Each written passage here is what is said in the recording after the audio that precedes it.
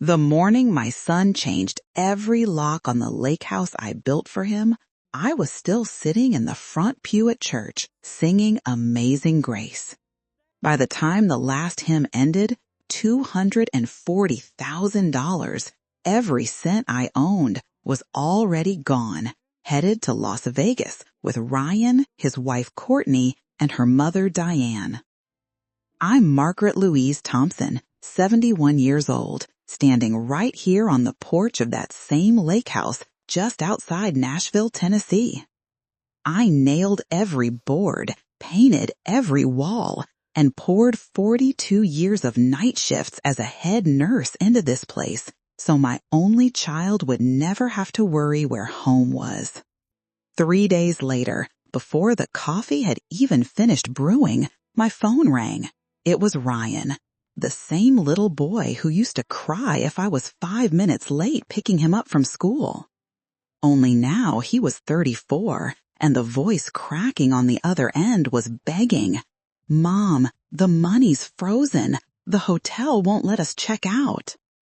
"Courtney and Diane are gone. What did you do to us?" I just rocked slowly in my chair, listening to the lake lap against the dock, and said nothing at all. If you've ever had the one person you gave your whole life for lock you out of it, don't move. Stay until the very last second. Hit subscribe and the bell right now, because Auntie Margaret is only telling this story once, and honey, you're not ready for how it ends. A long time before any locks got changed, back when Ryan was still small enough to fall asleep on my chest, this piece of land was nothing but red clay, pine trees, and a muddy dirt road that turned to soup every spring. I was 30 years old, working double shifts as a floor nurse at Vanderbilt Hospital in Nashville, coming home with my feet swollen so bad I had to soak them in Epsom salt before I could even think about supper. Ryan's daddy had left when Ryan was 2, said he wasn't cut out for diapers and night feeds. So it was just the two of us in a little rental off Charlotte Avenue with wallpaper peeling like old skin. Every paycheck I split 3 ways: rent, groceries, and a savings account I opened at First Tennessee the day Ryan started kindergarten. The teller asked what the money was for.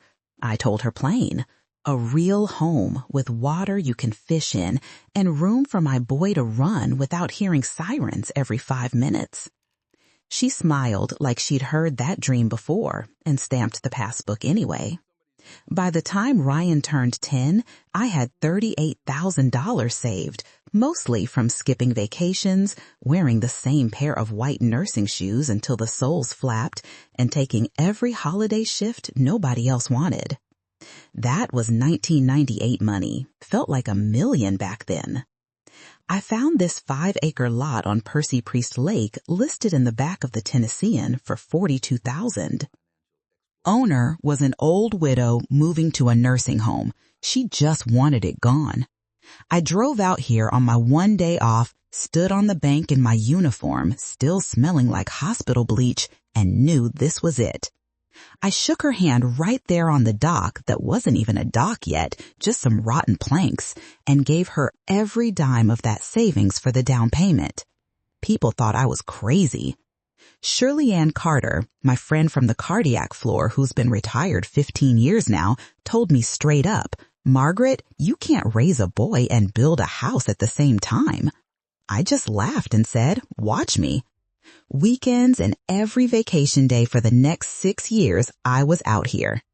I learned to run a skill saw from library books, and YouTube didn't exist yet, so I watched VHS tapes from the hardware store until the clerk started giving them to me for free. I poured the foundation myself with 2 cousins who worked construction and owed me favors from when I nursed their mama through chemo. Framed the walls, hung the drywall, even shingled the roof when I was 44 years old and scared of heights, something awful. Ryan helped when he could. He'd hand me nails, hold the tape measure, and every time we finished a room, he'd run through it yelling, "This is gonna be my bedroom, Mama!" I let him pick the color for the kitchen, sunshine yellow, and we painted it together one August when the humidity was so thick the paint wouldn't dry for days. I paid for it all in cash envelopes. Lumberyard knew me by name. The electrician gave me a discount because I'd taken care of his wife after open heart surgery. Plumber knocked 20% off when he found out it was just me and a little boy. By the time Ryan graduated high school in 2009, the house was done. 3 bedrooms, wraparound porch, a dock long enough for 2 fishing chairs side by side, and a swing hanging from the old oak that creaked just right in the evenings. I never put the deed in anybody's name but mine and Ryan's, joint tenancy with right of survivorship, so he'd never have to worry about a mortgage or taxes when I was gone. On the day he got his accounting degree from Middle Tennessee State, I handed him a key on a piece of red ribbon and said, "This is yours now, baby. Everything I got left in this world is wrapped up in these walls and that water out there." He hugged me so hard my ribs hurt and whispered, "Mama, one day I'm going to add a whole second story in a boat garage. You'll see." I believed him. Shirley came over the night we moved the last box in. She brought fried chicken and sweet tea, sat on the porch steps and said, "Margaret Louise, you did it. You built a legacy with your own 2 hands." I just looked out at the lake turning gold in the sunset and felt something settle in my chest, like maybe all those years of tired bones had been worth it. Ryan was 22 then, full of plans, talking about job offers in Nashville and how he couldn't wait to bring his future family here every summer. I pictured grandchildren running down that dock, Ryan teaching them to bait a hook the way I taught him. I never once imagined I'd be the one standing outside one day with a key that didn't work anymore. Ryan brought Courtney home for the first time in the fall of 2012, right after the leaves on the oak turn that deep red that makes the lake look like it's on fire at sunset. He'd met her in his senior year tax accounting class at MTSU. She was from Franklin, wore her hair straight down her back, and had the kind of smile that made people turn around in grocery stores. When they walked up the porch steps hand in hand, Ryan was grinning so wide I thought his face might split. "Mama, this is Courtney Brennan. She's the one I've been telling you about." I wiped my hands on the dish towel, hugged her hello, and invited them in for supper. Pork chops, mashed potatoes, and the green beans I'd canned myself the month before. Courtney sat at my table, looked around at the pine walls and the quilt rack I'd built from old barnwood, and said, "This place is cute, very rustic." She said rustic the same way some folks say bless your heart. Diane, her mother, showed up the next weekend, drove a white Lexus, wore sunglasses indoors, and carried a designer purse big enough to hold a Thanksgiving turkey. She walked through every room like she was appraising it for auction, fingers trailing over my countertops, lips pressed thin. When I offered coffee, she asked for almond milk. I had whole milk from the Piggly Wiggly. She smiled that tight little smile and said, "No, thank you. I'm watching my figure." From that first visit, the shift started slow, the way lake water rises after spring rains. You don't notice until your dock is underwater. Ryan started staying in town more often. Weekends he used to spend fishing with me turned into study dates that lasted till Monday morning. When he did come out, Courtney came too, and suddenly the quiet I loved felt too quiet for her. She'd play music on her phone loud enough for the bass to rattle my windows, scroll Instagram, and laugh at things I couldn't see. One Sunday after church, I drove into Yashville with a cooler of fried chicken and my homemade banana pudding, Ryan's favorite since he was 6. Their apartment building had a doorman in a navy suit. I carried that cooler up 4 flights because the elevator was broken. When Courtney opened the door, she was in yoga pants and a sports bra, hair in a messy bun like the girls on magazine covers. She looked at the cooler, then at me standing there in my good Sunday dress and orthopedic shoes. "Oh, we're actually headed to brunch with friends. Maybe leave it in the fridge?" I left it anyway. Ryan hugged me quick in the hallway, whispered, "Thanks, Mama," and that was that. Diane started calling the lake house the cabin, like it was some weekend hunting shack instead of the home I'd bled 42 years for. Every time they visited, she'd find something new to fix. The couch was too soft, the water pressure too low, the driveway too long. One Christmas, she brought scented pine cones from a boutique in Green Hills and set them on my coffee table. Said my house needed a little upscale touch. Courtney never said anything outright mean in front of Ryan, but I'd catch the looks. The way her eyes flicked over my hands, cracked from years of latex gloves and bleach when I handed her a plate. The tiny smirk when I mispronounced quinoa at the dinner table. She started correcting Ryan when he called me Mama in front of her friends. "It's Margaret, babe, or Mrs. Thompson. Mama sounds so country." Ryan laughed it off at first, but I saw the change. He stopped correcting her. By 2015, they were engaged. Courtney planned the wedding at a vineyard in Arrington with string lights and a photographer who charged more for one afternoon than I made in a month of night shifts. I offered to help pay. Ryan said, "Mama, we've got it covered." Translation, Courtney's daddy was footing most of the bill, and they didn't want my nurse money mixed in with the Brennan money. The night before the wedding, Ryan and I sat on the dock like we used to when he was little. He dangled his feet in the water and said, "Courtney really wants us to move to Franklin after the honeymoon, closer to her family." I asked what about the lake house. He shrugged. "It's an hour drive, Mama. We'll come out on weekends." They didn't. After the wedding, visits slowed to holidays, then to phone calls, then to texts with emojis instead of words. When they did come, Courtney spent the whole time on her phone planning girls' trips to Charleston or Nashville bachelorette weekends. Diane would corner me in the kitchen and say things like, "Have you ever thought about downsizing, Margaret? This place is an awful lot for one person to keep up." I'd smile, refill her sweet tea, and change the subject. Ryan started dressing different. Pressed shirts, expensive watches, shoes that cost more than my first car. He talked about investments and flipping houses and building generational wealth. Every time I asked about grandchildren, Courtney would laugh and say, "We're focused on our brand right now." I kept working nights until I turned 68, putting every extra dollar into the account that had both our names on it, the one I'd added Ryan 2 years ago so he could handle things if I ever got sick. I trusted my boy. I never once thought I'd need protection from him. Looking back, the signs were there, plain as the nose on my face. I just didn't want to see them.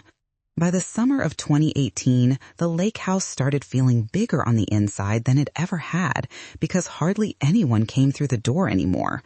Ryan and Courtney had bought a new construction in a gated neighborhood off Moores Lane, 4 bedrooms, granite everything, and a mailbox shaped like a little house so perfect it looked fake. They invited me over once for a cookout. I brought my potato salad in the same Tupperware I'd had since Ryan was in Little League. Courtney took one look, smiled that plastic smile, and slid it to the back of the counter behind the store-bought trays Diane had catered from Whole Foods. That same afternoon, Courtney asked if she could help manage my accounts. She said it sweet, standing there in her white jeans, iced coffee in hand. "You're still getting paper statements, Mrs. Thompson. That's so 1995. Let me set you up with online banking. Ryan and I can keep an eye on things, so you don't have to drive to the branch." I told her I liked driving to the branch. I liked seeing the same tellers who'd watched Ryan grow up. She laughed like I told a joke and changed the subject. A month later, Ryan called and asked me to add Courtney's name to the joint savings just in case something happens to both of us. I said no, not because I didn't trust her yet.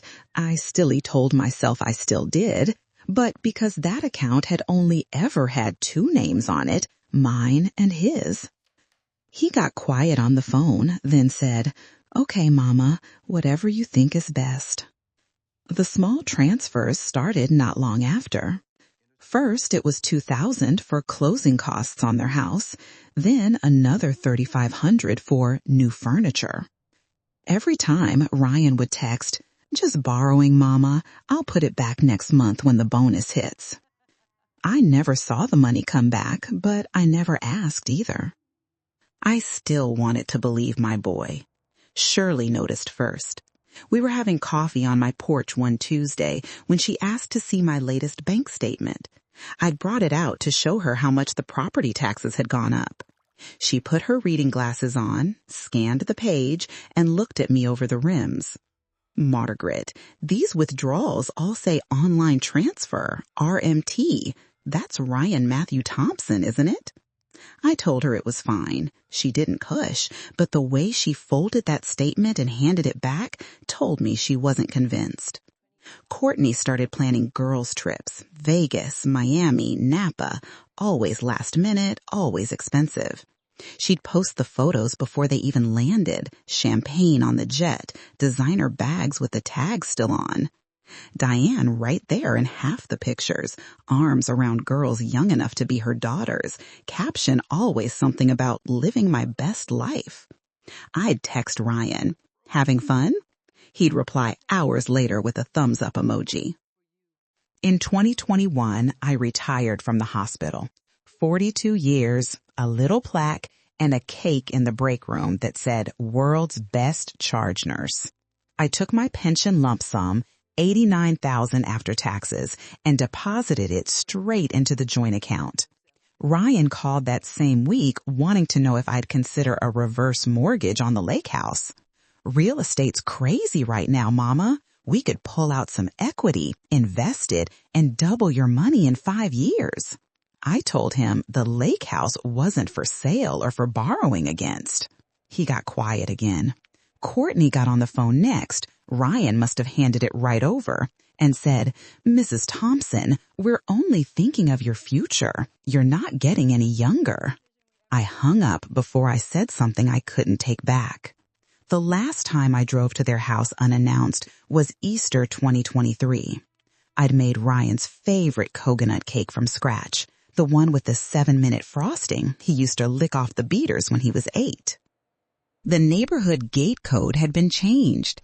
I sat there in my old Buick for 20 minutes pressing the call button until a security guard finally let me in just this once.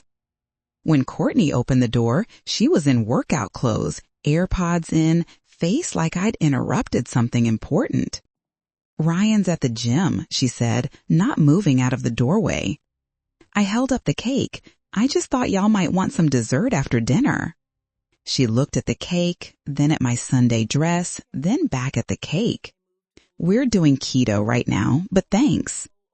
I drove home with that cake on the seat beside me, plastic wrap still on, and ate one slice by myself on the porch while the sun went down. That night, I did something I'd never done before. I logged into the bank app on my phone. Shirley had helped me set it up years earlier, and turned on text alerts for every transaction over $500. The next morning at 3:17 a.m., my phone buzzed. Transfer initiated, $9,400 to Courtney M. Brennan Thompson. Memo line, Vegas girls trip deposit. I sat straight up in bed, heart pounding like I was 25 again and running a code. I didn't call anybody. I didn't cry.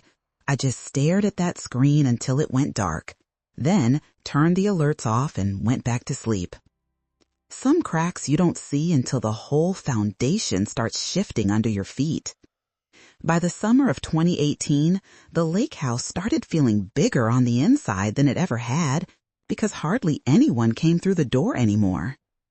Ryan and Courtney had bought a new construction in a gated neighborhood off Moores Lane, 4 bedrooms, granite everything, and a mailbox shaped like a little house, so perfect it looked fake.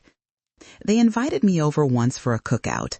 I brought my potato salad in the same Tupperware I'd had since Ryan was in Little League. Courtney took one look, smiled that plastic smile, and slid it to the back of the counter behind the store-bought trays Diane had catered from Whole Foods. That same afternoon, Courtney asked if she could help manage my accounts. She said it sweet, standing there in her white jeans, iced coffee in hand. "You're still getting paper statements, Mrs. Thompson. That's so 1995. Let me set you up with online banking. Ryan and I can keep an eye on things so you don't have to drive to the branch." I told her I liked driving to the branch. I liked seeing the same tellers who'd watched Ryan grow up. She laughed like I'd told a joke and changed the subject. A month later, Ryan called and asked me to add Courtney's name to the joint savings, just in case something happens to both of us. I said no, not because I didn't trust her yet. I still told myself I did, but because that account had only ever had 2 names on it, mine and his. He got quiet on the phone, then said, "Okay, Mama, whatever you think is best." The small transfers started not long after. First, it was $2,000 for closing costs on their house. Then another $3,500 for new furniture. Every time Ryan would text, "Just borrowing, Mama. I'll put it back next month when the bonus hits." I never saw the money come back, but I never asked either. I still wanted to believe my boy. Shirley noticed first. We were having coffee on my porch one Tuesday when she asked to see my latest bank statement. I'd brought it out to show her how much the property taxes had gone up. She put her reading glasses on, scanned the page, and looked at me over the rims.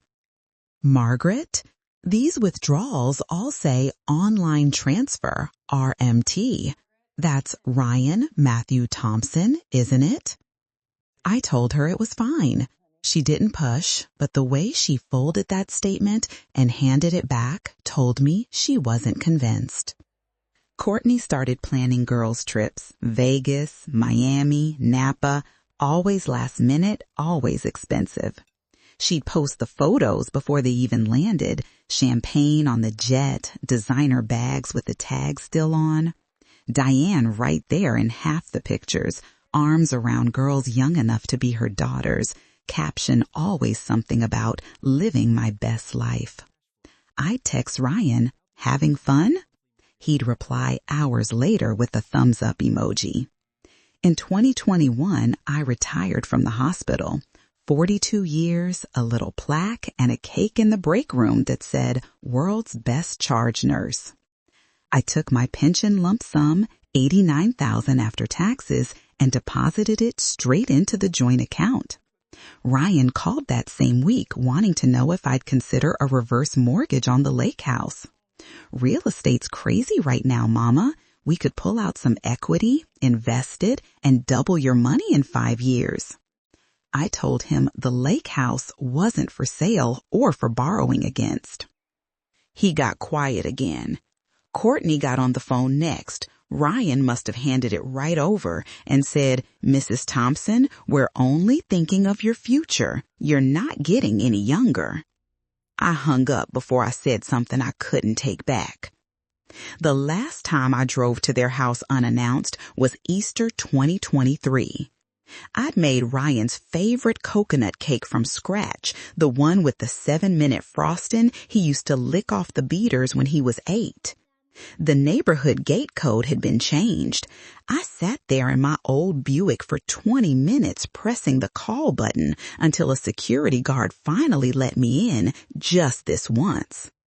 When Courtney opened the door, she was in workout clothes, AirPods in, face like I'd interrupted something important.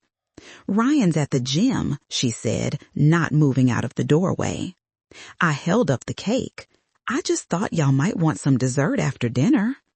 She looked at the cake, then at my Sunday dress, then back at the cake. We're doing keto right now, but thanks. I drove home with that cake on the seat beside me, plastic wrap still on, and ate one slice by myself on the porch while the sun went down. That night I did something I'd never done before. I logged into the bank app on my phone. Shirley had helped me set it up years earlier, and turned on text alerts for every transaction over $500. The next morning at 3:17, my phone buzzed. Transfer, initiated, $9,400 to Courtney M. Brennan Thompson. Memo line, Vegas girls trip deposit. I sat straight up in bed, heart pounding like I was 25 again and running a code. I didn't call anybody. I didn't cry. I just stared at that screen until it went dark, then turned the alerts off and went back to sleep. Some cracks you don't see until the whole foundation starts shifting under your feet. The 4th of July, 2025 fell on a Sunday, hot enough to make the lake steam by noon. I'd been up since 5 baking Ryan's favorite peach cobbler for the church potluck after service. Chloe, my niece, who'd been living with me since her mama passed in 2019, helped carry the pans to the car.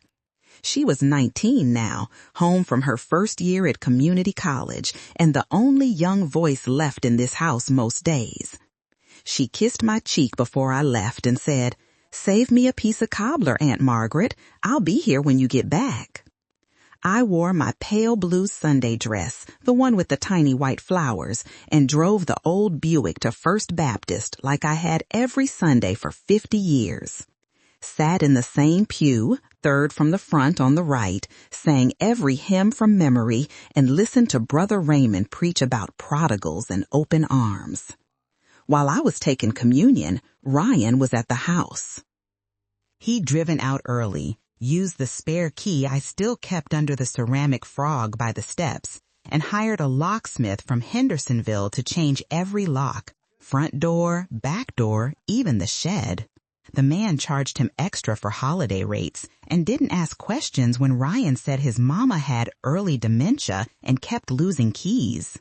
By the time the last amen left my lips, Ryan had already opened my bank app on his phone, the one Courtney had helped him link years ago, and started the transfers.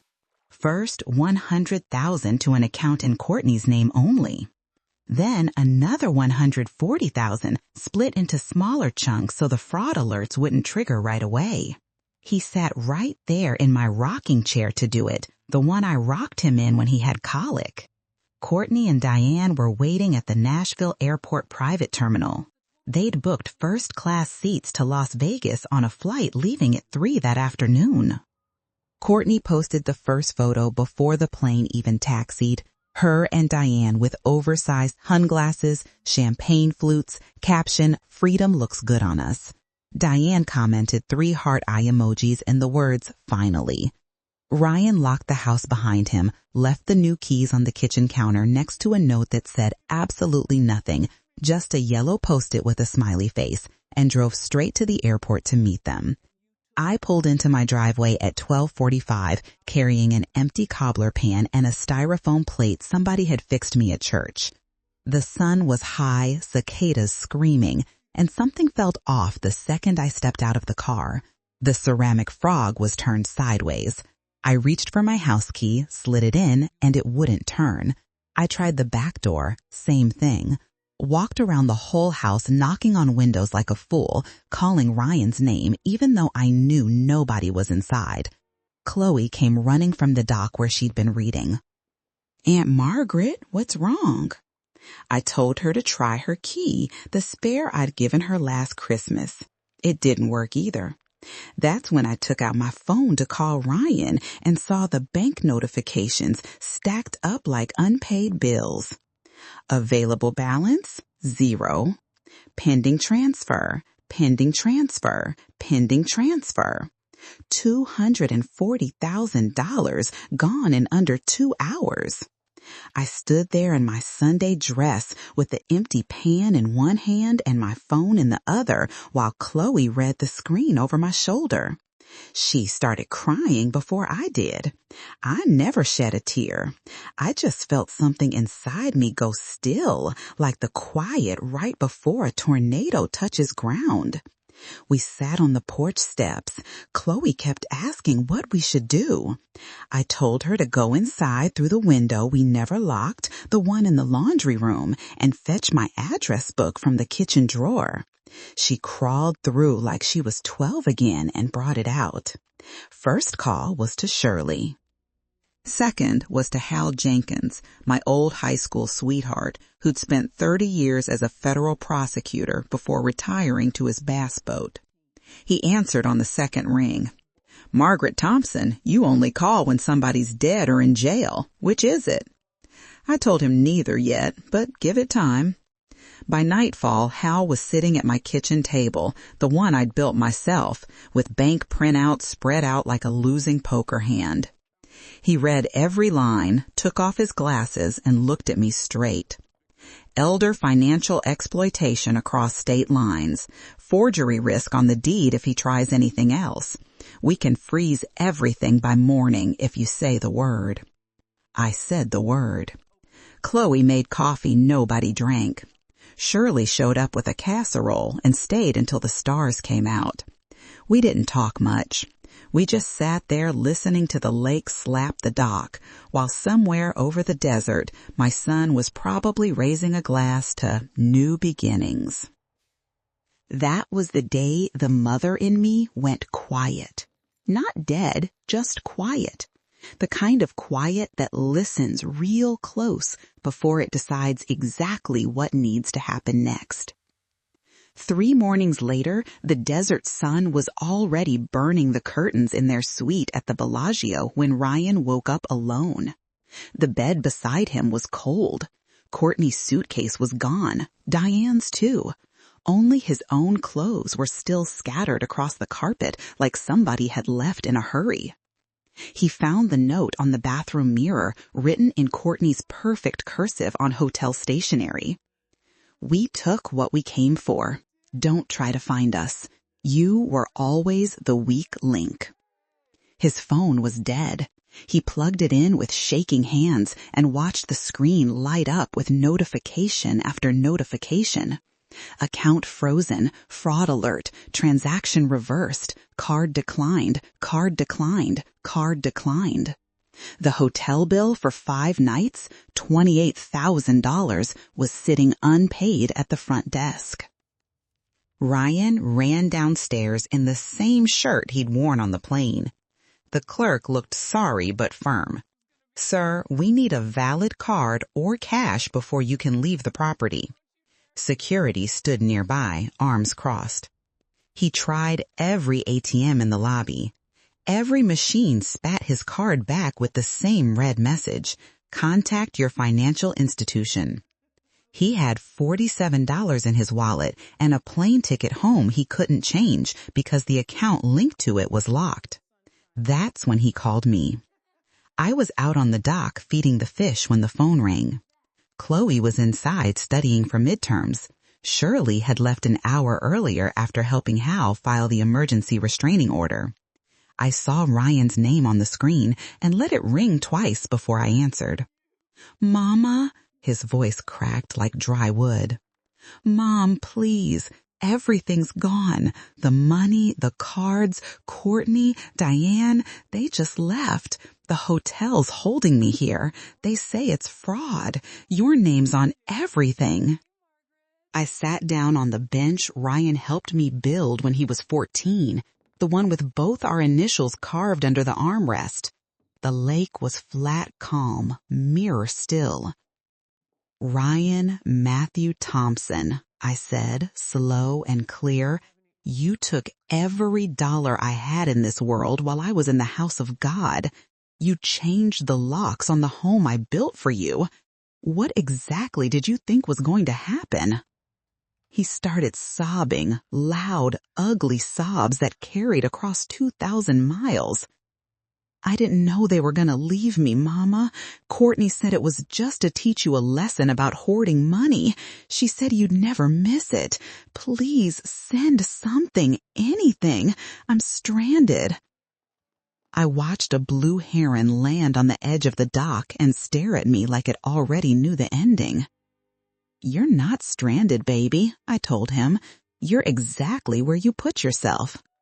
He kept begging, voice getting higher, promising he'd pay it all back, he'd leave Courtney, he'd move home, anything. I let him talk until he ran out of words. Hell had already done the work. Emergency elder abuse hold on every account Ryan could touch. IRS flag for unreported interstate transfers. Temporary deed restriction on the lake house so it couldn't be sold or mortgaged without my signature in person. All perfectly legal, all perfectly quiet. I have to go now, I said. Mama, wait. I hung up. Chloe came out when she heard the screen door close. She didn't ask what he said. She just sat beside me and put her head on my shoulder like she did when she was little and the world got too big. That afternoon, Ryan managed to borrow $100 from a bartender he'd tipped heavy the night before. He bought a Greyhound ticket back to Nashville. 39 hours, 3 transfers, no air conditioning half the way.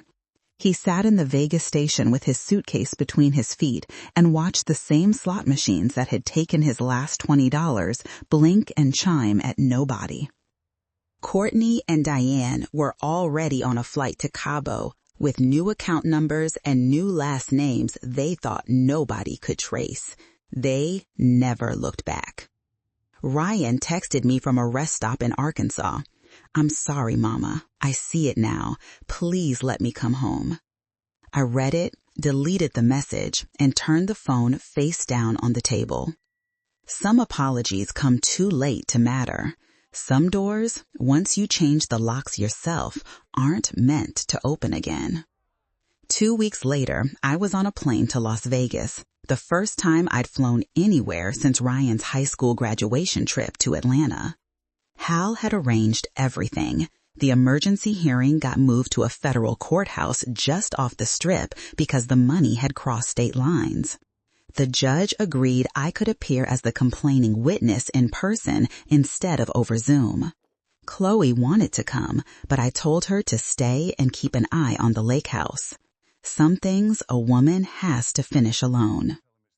I wore the same navy suit I'd bought for Ryan's wedding, the one I'd only worn once.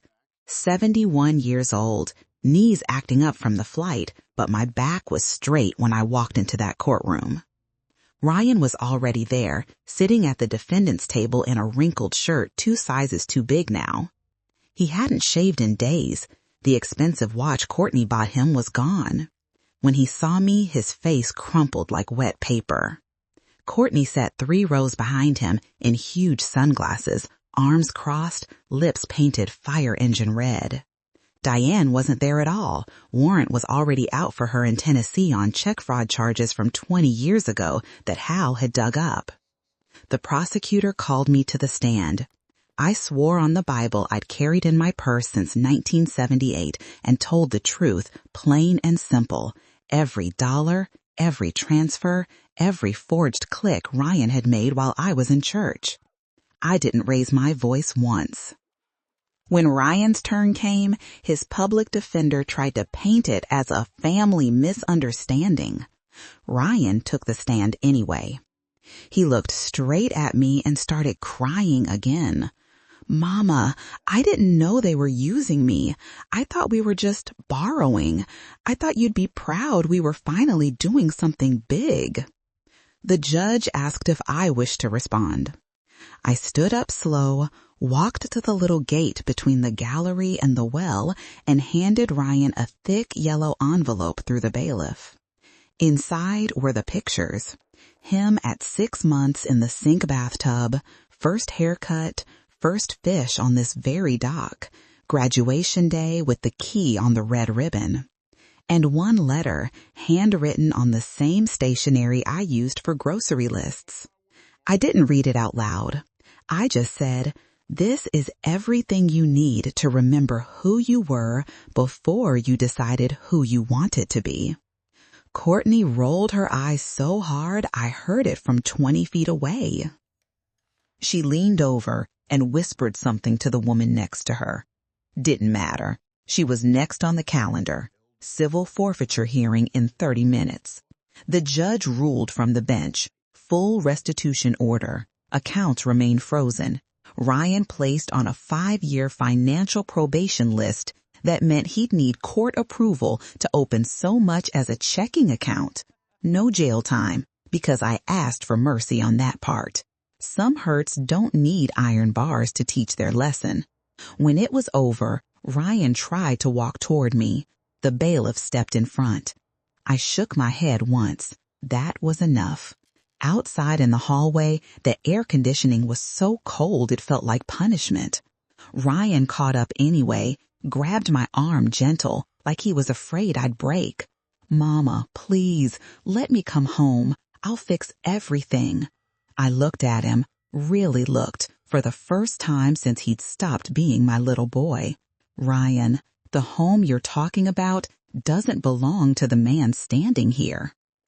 It belongs to the boy in those pictures, and that boy isn't coming back.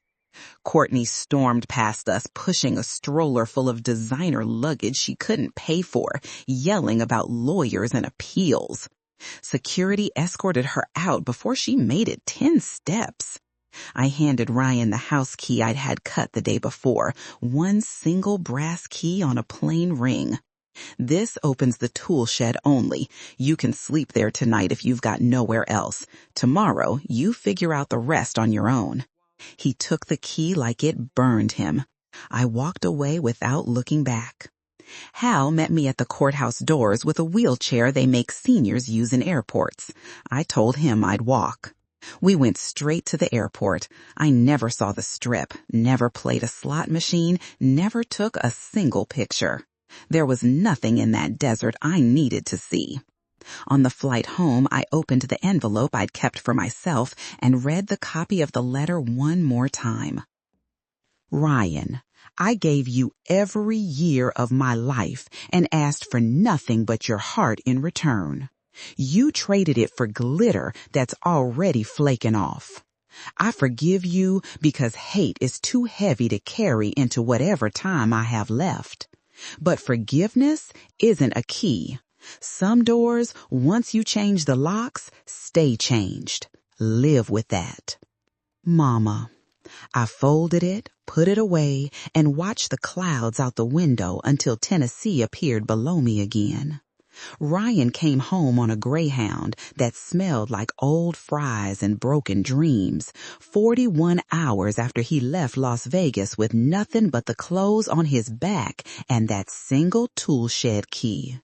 He stood at the end of my driveway for a long time before walking up. I watched from the kitchen window, coffee in hand, Chloe beside me with her arms crossed tight. He looked 10 years older than the man who changed my locks 3 months earlier. He slept in the shed that first night and every night after.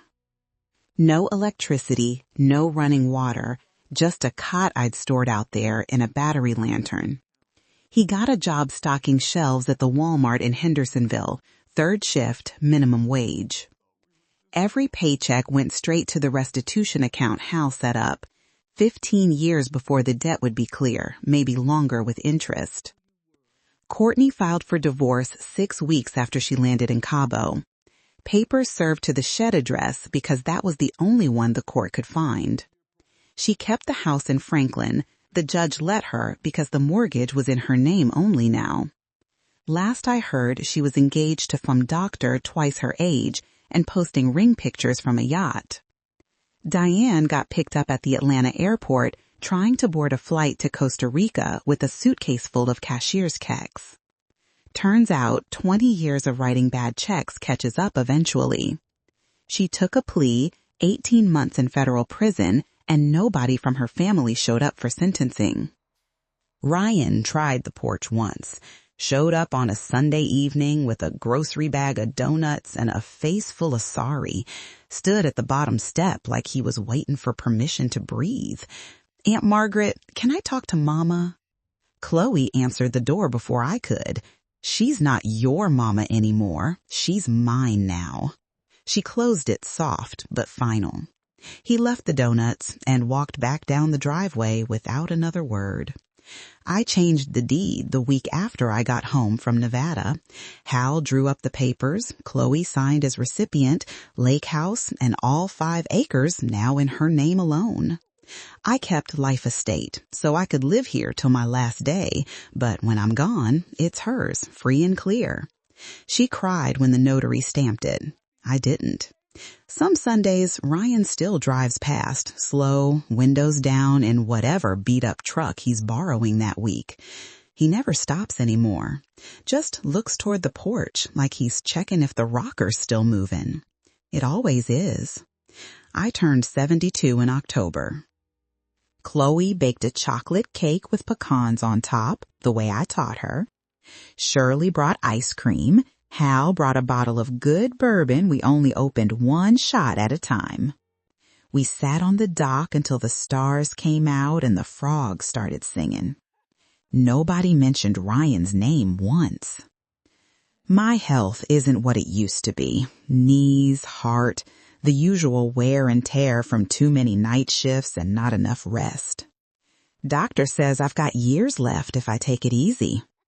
I take it easy now. Fish off the dock, teach Chloe how to make biscuits light enough to float, watch the seasons change the color of the water. People in town still talk sometimes. The story made the local news for a week. Local nurse fights back against family fraud. Some folks call me a hero. Others say I was too hard on my own blood. I don't argue either way. Ryan sent 1 letter 6 months after he came home. Handwritten on lined paper, edges torn like he'd ripped it out of something else. It said he was going to meetings, working the steps, trying to become the man I raised. Asked if he could ever earn a place at my table again. I read it twice, folded it neat, and put it in the wooden box with his baby pictures. I never wrote back. Love doesn't always mean keeping the door open. Sometimes the strongest love is knowing when to turn the key yourself. Chloe's graduating next spring with her nursing degree. She's already got a job lined up at Vanderbilt, the same hospital I retired from. She says she wants to work nights like I did, so somebody's watching over folks when they need it most. I told her nights are hard on the body. She just smiled and said, "I learned from the best." The lake house is fuller now than it's been in years. Chloe's laughter in the kitchen, her friends on the porch, music drifting out the windows on Friday nights. The swing still creaks under the oak. The dock still waits for 2 fishing chairs side by side. Only one of them is ever occupied these days. Some children aren't lost. They choose to walk away. And when they do, the kindest thing a mother can do is let them keep walking, close the door soft behind them, and finally live for the ones who stayed. That's the end of my story, honey. Thank you for listening.